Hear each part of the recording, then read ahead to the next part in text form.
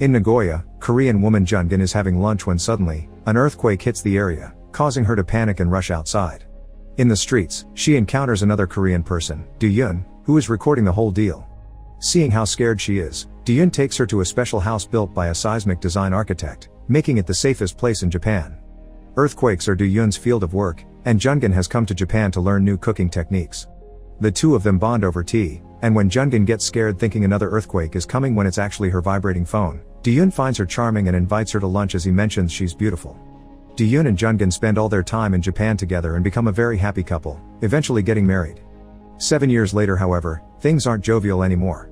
Jungin has become a very grumpy woman, constantly complaining about every little thing and hating on anything under the sun. Whenever the newspaper boy comes by every morning because they have a subscription, she picks fights with him because he ignores the no newspaper sign, even calling him names. She does cook wonderful meals for Do-yoon, but she barely allows him to speak because she goes on lengthy rants, and even follows him to the bathroom to keep on talking to him. She also gets extra grumpy whenever someone points out they still don't have kids. Tired of her, Do-yoon has tried to mention the idea of breaking up, but when he does, Jungin throws a fit and Do-yoon takes it back. One morning at work, Do-yoon hears about a position out of state that would be the perfect opportunity to get away from Jungin. Unfortunately, there's another employee that also wants the position, and the company will have to think about who deserves it more. Do-yoon ends up getting on his knees to beg his coworker to let him take the position, and he wins. He gives Jungin the news over dinner at a fancy restaurant, telling her it's not necessary for her to visit more than once a month, and pointing out how he's doing this to provide for her, which helps get her less angry. When they get home, Jungin wants to get busy on the table and Do-yoon refuses, only to change his mind when she mentions going to visit him more often at work. Some days later, Do-yoon moves to the countryside to start his new job. There, he gets to reconnect with his old friend Song, who works at the local radio with DJ Choi. When he goes to his new house in the evening, he can't help noticing there are women crying by his neighbor's door. The most shocking surprise, though, is that Jungin is in the house waiting for him. She's decided to move here with him as a way to start over, since their relationship's obviously having some trouble. The next day, Do-yoon learns there will be a welcome party and that employees are supposed to bring their spouses, so now Do-yoon must think of something to stop Jungin from going. When he returns home, he notices heartbroken women of all nationalities going again after his neighbor Sung-ki, who calls himself a Casanova. Afterward, Do-yoon tells Jungin about the party, and seeing as she hates those kinds of parties, he offers to tell his boss that she's sick. Jungin refuses though, because she thinks it's her duty to support him, so a desperate Do-yoon throws a soapy plate on the floor to make her slip and break her leg. The night of the party, Do-yoon apologizes to his boss, mentioning his wife is sadly in a cast, but Jungin shocks him by showing up anyway, supporting herself on a crutch. She's well-mannered when she meets the boss, but when she goes inside to mingle with the other wives, things don't go well. The other wives judge her for her heavy makeup and her lack of kids, so Jungin gets irritated and causes a scene where she accidentally pulls the tablecloth with her crutch and breaks a bunch of stuff. Do-yoon sends her home in a taxi, but she keeps crying and ranting to him through her phone, only stopping to argue with the driver. When Jungin gets home, she notices Sung-ki is on the roof, considering ending things, and Jungin calls the police to report a murder. Moments later at the station, all the women are waiting outside while Sung-ki gives his statement to an officer and Jungin scolds him for not thinking his life is precious.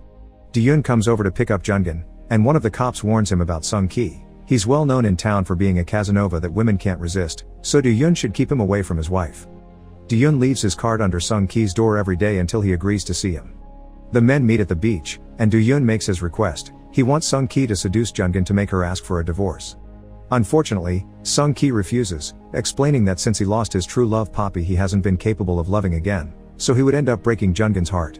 Do-yoon doesn't care, knowing she'll get over it, thus Sung-ki begins considering accepting the job. First though, he needs to see Jungin out and about to have a better idea of her, which means Do-yoon will have to get her a job. Some days later, Choi and Song receive Jungin for an interview after Do-yoon asked them for a favor. They like Jungin's rants because they could make for a funny section in their show, but Jungin asks for triple the pay, so Do-yoon will have to pay the difference to keep her busy.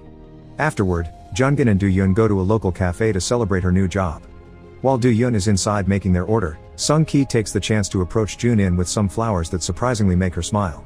The next day, Jungin debuts on the radio with her segment Afternoon Crasher, which is heard by Sung-ki and Do-yoon's co-workers. Then Do-yoon meets with Sung-ki, who has come to the conclusion that Jungin is a very complicated woman, so if he does this, he wants double the money, which Do-yoon accepts to pay. Sung-ki's first attack is to walk by the house only wearing a tank top, but Jungin finds him creepy instead of attractive. Sung-ki takes this personally and finds a challenge in Jungin, so now he wants to do it for his own pride. He meets with Do-yoon again to ask him to make a list of every single thing he knows about Jungin, and in return, Diyun asks him not to get physical with his wife. With all this information, Sung Ki prepares his house for his plan, and one afternoon, he pretends to be throwing out a bunch of china. Jungin sees him and tries to stop him because the china is in a good state, and Sung Ki cries to make her feel bad about her constant meddling. It works, and Jungin invites him to her home for coffee. After chatting a bit, Sung Ki leaves while forgetting the box with the china on purpose. Jungin goes to his house to give it back, and Sung Ki invites her to have a drink, impressing her by showing they have many interests in common and not minding how outspoken she is. Days pass and Jungin continues to work at the radio. Her segment is a total success, earning the radio lots of comments on their site when in the old days they would only get one spam bot, not to speak of the amazing ratings. Jungin begins to hang out a lot with Sung Ki, who often picks her up at work and takes her on a variety of dates while reminding her there's nothing wrong with liking someone as a person without needing to get intimate. However, Sung Ki pushes naughty thoughts into her mind whenever he can, like the time he teaches her how to milk a cow by putting his arms around her and whispering in her ear. Jungin is smiling more now than she did for the last 7 years, and after she comments on the cow incident, Diyun begins getting worried and decides to follow them during their next date. Sung Ki and Jungin are on a carousel at an abandoned amusement park when Sung Ki notices Diyun spying on them, so he excuses himself for a moment to drag Diyun into the Ferris wheel.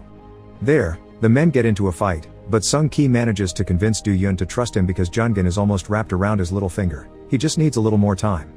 Later that night, Diyun comes home to see Jungin hasn't made dinner as usual because she's too busy writing something for work. She's in such a good mood that she's constantly smiling and humming. She even goes as far as to play some music to dance to. Diyun ends up joining her, only for her to stop the music in order to tell him how much she misses their happy days in Japan with tears in her eyes. When she asks for a kiss, Diyun gives it to her even if he knows he shouldn't. Sung Ki had asked him to stay cold to make the process faster.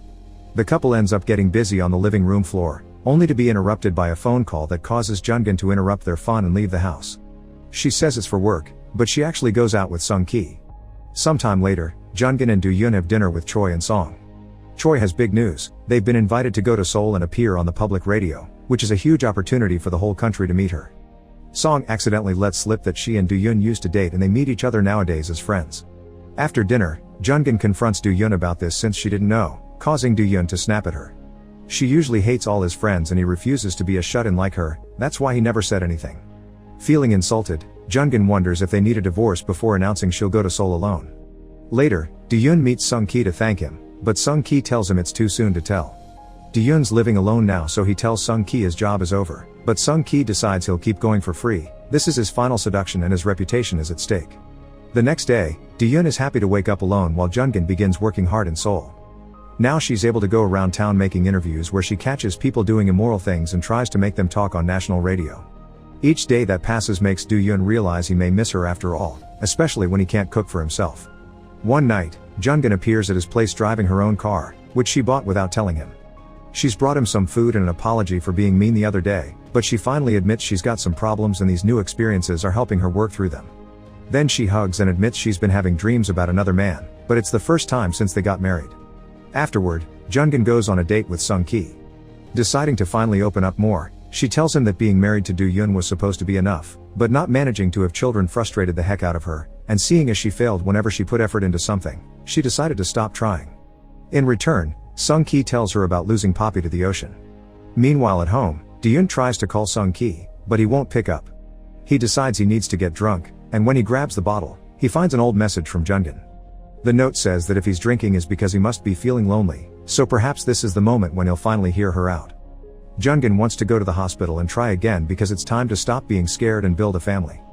This message is enough to make Diyun get in his car and drive all the way to see her. Meanwhile, Sung Ki is walking Jungin home. The two of them almost kiss, and Jungin admits she's had naughty dreams of him, so Sung Ki tells her it's finally time for him to let her go, leaving her in tears. All this is seen by Diyun, who almost runs Sung Ki over with his car when he crosses the street. Desperate, Diyun asks Sung Ki to drop the plan because he wants his wife back. She's a much more cheerful person now that she's working and going out. However, Sung Ki he's fallen in love with Jungin as well. He throws Diyun on top of the car and refuses to give up, telling him that if Diyun tries to get her back, Sung Ki will tell her about their plan. Once Sung Ki leaves, Diyun visits Jungin to tell her he misses her and wants her back. Jungin doesn't pay much attention to him because she's got a killing hangover, and their conversation is interrupted by an earthquake that requires Diyun to go to the office. Afterward, all that Diyun can do is try to find Sung Ki to stop him, because he isn't in the house next door anymore. One morning, he finds one of the many women crying at Sung Ki's door. When he mentions Sung Ki has moved out, the woman says she'll go to his other home, and Do-yoon gets the address out of her by promising revenge for breaking her heart. Some hours later, Jungin, Choi, and Song travel to a fancy penthouse apartment, following an anonymous tip that told them about a Casanova that broke the hearts of hundreds of women. Jungin is shocked to discover this Casanova is Sung Ki but decides to do the interview anyway, prompting Sung Ki to share his story while making beautiful art with sand. He's never told any woman that he loved them, he's always broken up with them gently and they never took it well. After he lost Poppy to the ocean, Sung Ki thought love was a cage and he wanted to punish anyone that believed in it, but that became useless as well and that's when he thought about ending things. However, he then met Jungin, who made him believe in love again. Crying, Jungin decides not to put this in the air while Song calls Do-yoon to tell him Jungin is over hills over this Casanova dude. After work, Do-yoon rushes to meet Jungin at their old home. She tells him she's considering going back to the countryside, but right now she doesn't want to talk about it. However, Do-yoon pushes by mentioning Sung Ki, and when Jungin gets defensive, Do-yoon admits he paid him to spend time with her, so everything she's seen in him is a lie. Crying, Jungin begins yelling at him, upset for making her feel like nobody has ever truly loved her, and pushing him away when he thinks he can solve this by mentioning he's ready to go back to the hospital to have that baby. An earthquake interrupts their fight, and Do-yoon tries to tell her it's fine, but Jungin confesses she doesn't feel safe here. The next day, Jungin announces on the show that she's quitting. For her last rant, she complains about cowards that don't speak their minds and tells the story of a loser that paid a man to seduce his wife. People say she says too many negative things, but she thinks that's better than silence, and it was her way to keep the house lively while living a miserable life. Nobody should be used to silence, and that's why she's also announcing her divorce. After the show, Jungin goes to the beach to do some thinking and finds Sung Ki walking into the ocean. She takes him out before things got bad and calls the police to give them a ride. In the car, Jungin tells Sung Ki that she had been attracted to him, but it's time for him to let Poppy go. When they arrive at their station, Do-yoon is waiting for them, wanting to talk things through with Jungin, but she reminds him he doesn't like talking to her, so she's moving out to an apartment that she's rented with their savings. Sung Ki laughs at the whole deal, and later at the beach, he explains to Do-yoon that the only thing he had done was treat Jungin like a woman again. Perhaps he needs to remember that after earthquakes, people need to rebuild from the scratch. The next day, Do-yoon shows up at the house to help Jungin pack. When the delivery boy tosses the newspaper at them again, this time is Do-yoon the one to come out to argue with him in defense of his wife's sign. Seeing this, Jungin accepts to spend one last night in the house. She takes the bed while Do-yoon stays in the living room, but in the middle of the night, Jungin decides to lay down with her husband. When Do-yoon wakes up in the morning, she's already gone. 1 month later, Do-yoon and Jungin meet at the lawyer's office to sign the divorce papers. While waiting, he asks her why she had smiled when Sung Ki gave her flowers the first time, and Jungin admits it was because Sung Ki's words had reminded her of what Do-yoon said the first time they met in Japan. Their conversation is interrupted by a lawyer telling them they're resuming work after lunch, so after Do-yoon complains to them over the wait, he asks Jungin to go have lunch together. At the restaurant, Do-yoon complains again, this time to the waitress about a problem with the dishes. Jungin scolds him for being mean to the staff, and Do-yoon admits missing her criticism. He explains he finally understands she's behaved like that because she was lonely and now he's going through the same, making Jungin smile. Suddenly, Jungin thinks an earthquake is hitting them again and hides under the table, so Do-yoon takes the chance to join her and repeat the words he said the day they met as a way to ask her to start over. Later when the lawyers call their names, neither of them is at the office. Meanwhile, Sung Ki has taken over Jungin's spot on the radio show, offering relationship advice.